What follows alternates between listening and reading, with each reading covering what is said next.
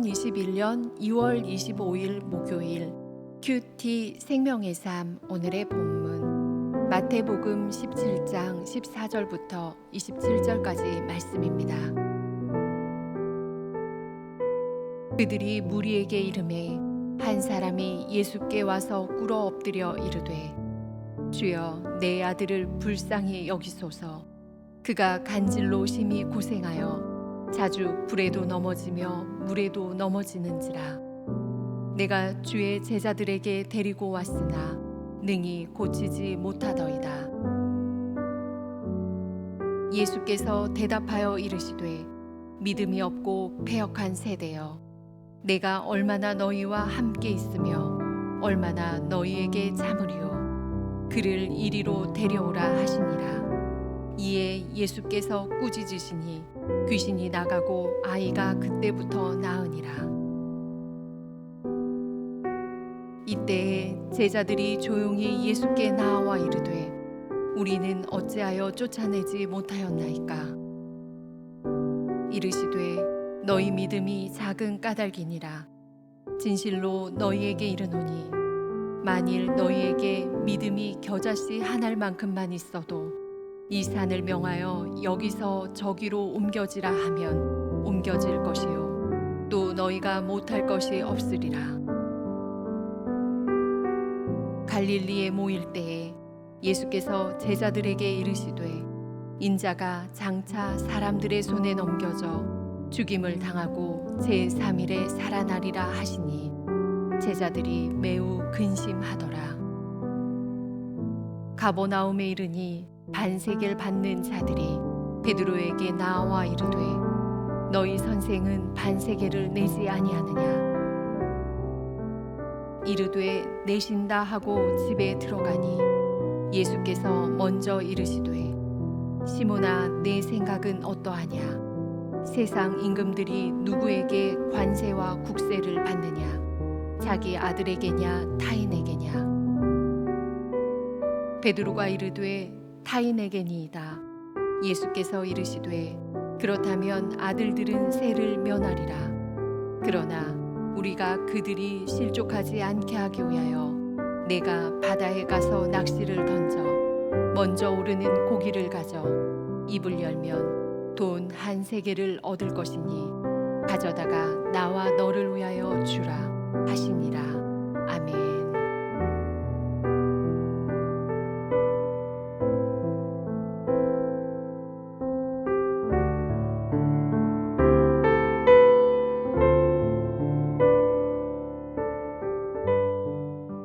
산에 올라가셨던 예수님께서 제자 3명과 함께 내려오셨습니다. 그때 나머지 제자들은 귀신 들려 간질병을 앓는 아이에게서 귀신을 쫓아내지 못한 상황이었습니다. 이에 예수님은 제자들을 향해 믿음이 없고 패역한 세대라고 한탄하셨습니다. 예수님은 아이를 데리고 오라고 하신 후에 귀신을 쫓아내셨습니다. 이제 제자들이 왜 자신들은 귀신을 쫓아내지 못했느냐고 주님께 묻습니다. 이때 주님께서 말씀하십니다. 20절입니다. 너희 믿음이 작은 까닭이니라. 진실로 너희에게 이르노니 만일 너희에게 믿음이 겨자씨 한 알만큼만 있어도 이 산을 명하여 여기서 저기로 옮겨지라 하면 옮겨질 것이요 또 너희가 못할 것이 없으리라. 제자들의 믿음이 작고 겨자씨 한 알만큼만 믿음이 있어도 산을 옮기리라 하고 말씀하십니다. 여러분 무슨 의미입니까? 이 말은 제자들에게 겨자씨 한 알만한 믿음도 없다는 말씀이 아닙니다. 제자들이 병자를 고치지 못했듯이 우리도 여러 문제들을 감당하지 못할 때가 많이 있습니다. 오늘 이 예수님의 말씀의 초점은 주님의 능력이 그만큼 크다는 것입니다. 주님의 능력은 그때나 지금이나 충분합니다. 겨자씨 같은 작지 작은 통로 하나를 통해서도 온 세상을 변화시킬 만큼 우리 주님은 전지전능하시고 그 능력은 한이 없으십니다. 따라서 본문의 말씀은 우리의 능력이 아닌 주님의 능력으로만 가능하다는 말씀입니다. 매 순간 우리 주님의 능력을 의지해야만 예수님께서 맡기신 사역을 우리가 감당할 수 있는 것입니다. 하나님 나라의 권세는 귀신을 쫓아내고 간질병자를 즉시 고칠 정도로 압도적입니다. 심지어 산을 옮길 만한 능력을 가지고 있습니다. 그런데 문제는 이 땅에 그 권세와 능력을 공급할 통로가 부족하다는 것입니다. 여러분, 오늘 우리가 제자들에게 믿음이 작다고 주님께서 한탄하신 것을 기억해야 합니다. 주님의 권세는 준비되어 있습니다. 주님께서 우리를 통해 일하시도록 우리의 믿음을 키우는 저와 여러분이 되기를 소망합니다. 이제 갈릴리에서 모일 때 예수님께서 말씀하셨습니다. 예수님이 사람들의 손에 넘겨져서 죽임을 당하시고 사흘 만에 살아나리라는 것을 다시 제자들에게 알려주셨습니다. 이를 들은 제자들은 매우 근심합니다. 특히 주님께서 죽음과 부활에 대해 말씀하신 것은 능력과 권세를 보이신 직후였습니다. 여러분, 우리는 예수님의 치유와 회복의 역사가 그냥 이루어진 것이 아님을 기억해야 합니다. 그 대가는 예수님의 고난과 죽음 그리고 부활이었습니다. 예수님께서 우리를 위해 대신 죽으셨기에 하나님이 우리의 죄를 용서하신 것입니다. 예수님은 병자를 고통에서 해방시키려고 병자의 고통을 대신 짊어지신 분이십니다. 이사야서 53장 5절은 이렇게 말씀합니다. 그가 찔림은 우리의 허물 때문이요 그가 상함은 우리의 죄악 때문이라. 그가 징계를 받음으로 우리가 평화를 누리고 그가 채찍에 맞음으로 우리는 나음을 입었도다. 그렇습니다. 우리를 구원하시기 위해 주님께서는 혹독한 대가를 치르셨습니다.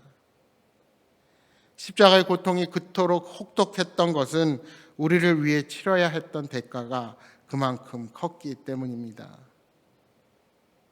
이 아침 그 주님의 희생과 사랑에 감사하는 저와 여러분 모두가 되시기를 바랍니다.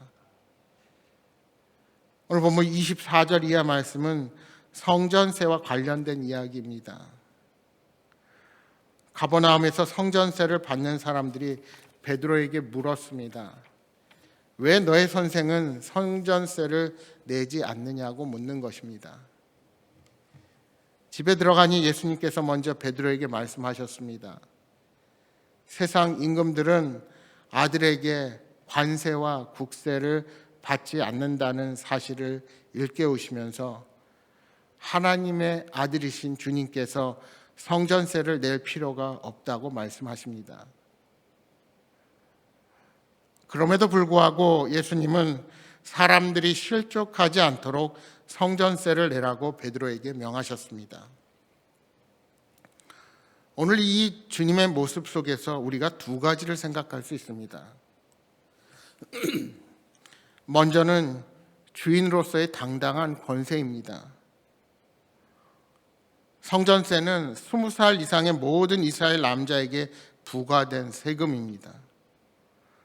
그러니까 하나님 나라의 백성임을 상징하는 세금이 성전세입니다. 그런데 우리 주님께서는 하나님 나라의 주인이십니다. 그러니 당연히 세금을 내실 필요가 없음을 밝히시는 것입니다. 그러나 또 한 가지는 그럼에도 불구하고 상대를 존중하는 겸손함을 우리 예수님께서 가지고 계셨다는 사실입니다. 아직은 그들이 주님이 어떤 존재인지 알지 못합니다. 따라서 많은 사람들이 실족할 것을 생각해서 세금을 내게 하신 것입니다. 그러니까 이 땅의 법도와 질서를 존중해 주신 것입니다. 예수님은 하나님의 아들로서의 그 지위를 당당히 선포하셨고 동시에 사람들의 마음이 상하지 않도록 지혜롭게 배려한 것입니다. 더군다나 그 방법이 바다에 가서 낚시를 하여 고기 입속에서 한 세계를 얻는 기적적인 방법으로 이 문제를 해결하시는 것입니다. 여러분, 우리는 궁극적으로 이 땅의 국민으로 살아가지만 궁극적으로는 이 땅에 속한 자들이 아닙니다. 우리는 존귀하고 거룩하신 하나님의 자녀입니다. 그러나 이 땅의 질서를 존중할 필요가 있음은 그들이 실족하지 않게 하기 위함입니다. 신앙에 위배되지 않는 한 우리에게 요구되는 세금이나 병역이나 국민으로서의 모든 의무를 성실하게 완수해야 합니다. 예수님의 모범을 따라 겸손하게 이 세상의 질서를 존중할 수 있어야 합니다.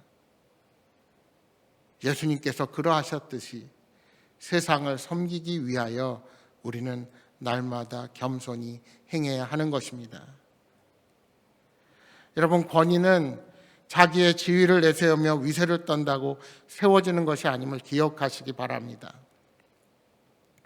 우리가 살아가는 이 땅, 죄악과 부조리가 만연한 땅에서 살아가는 백성들을 향해서 복음의 소식을 전해야 할 책임이 오늘 저와 여러분에게 있습니다.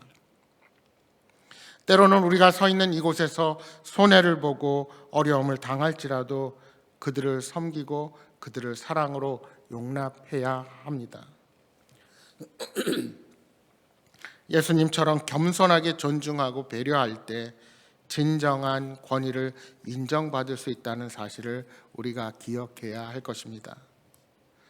사랑하는 여러분, 오늘 하루를 시작하면서 우리의 신분과 정체성을 올바르게 인식하고 세상에서의 의무와 책임도 다하는 겸손한 신앙인으로 서시기를 바랍니다. 오늘도 주님의 은혜와 사랑이 충만한 하루가 되시기를 주님의 이름으로 축복합니다. 오늘 주신 말씀 기억하시면서 이 시간 함께 기도하겠습니다. 믿음이 없고 패역한 세대여라고 제자들에게 말씀하시는 주님의 음성을 듣고 오늘 내 자신을 돌아봅니다.